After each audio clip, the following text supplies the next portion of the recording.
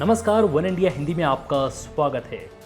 एक तरफ जहां चीन लद्दाख सीमा पर भारत के खिलाफ सीमा विवाद के बहाने माहौल बिगाड़ने में लगा है, तो वहीं अब नेपाल ने भी दुश्मनी वाले तेवर दिखाने शुरू कर दिए हैं, जिसका सीधा सीधा प्रमाण नेपाल का नया नक्शा है।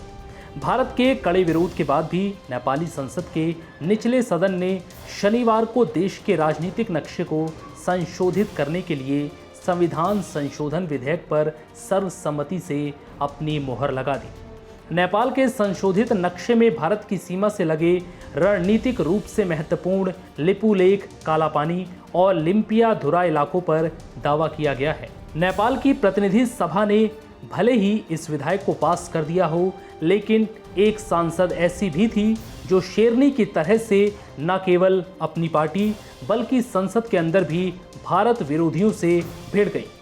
जनता समाजवादी पार्टी की सांसद और मधेश नेता सरिता गिरी ने नेपाल सरकार के इस एक तरफा फैसले का सदन के अंदर और जोरदार विरोध किया। प्रतिनिधि सभा में जब शनिवार को इस विधेयक पर चर्चा हुई, तब सरिता गिरी को बोलने तक नहीं दिया गया।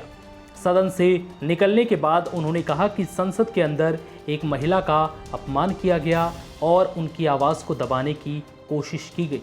सांसद सरिता गिरी ने केपी शर्मा ओली सरकार को चेतावनी दी कि नेपाल में जो बर्ताव उनके साथ हो रहा है, उससे देश की हालत बांग्लादेश जैसी हो सकती है। ओली सरकार पर निशाना साधते हुए सरिता गिरी ने कहा है कि जब जातीय भावना में राष्ट्रीयता को मिलाया जाता है और सहमति नहीं रखने वाले पर हमला किया जाता है, तो इसका परिणाम राष्ट्रीय एकता के लिए ठीक नहीं होता। सरिता गिरी ने यह भी कहा कि लिपुलेख, कालापानी और लिम्पियाधुरा के दावे को लेकर नेपाल सरकार के पास पर्याप्त साक्ष्य नहीं है। तो वहीं पार्टी ने कहा है कि सरिता गिरी अपना संशोधन वापस ले, नहीं तो उनके खिलाफ कड़ी कार्रवाई होगी।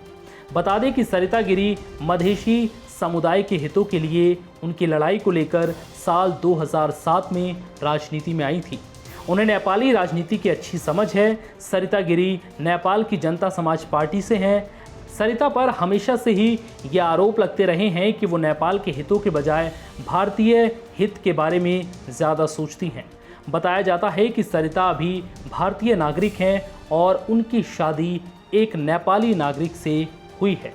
फिलहाल इस वीडियो में इतना ही। नमस्कार।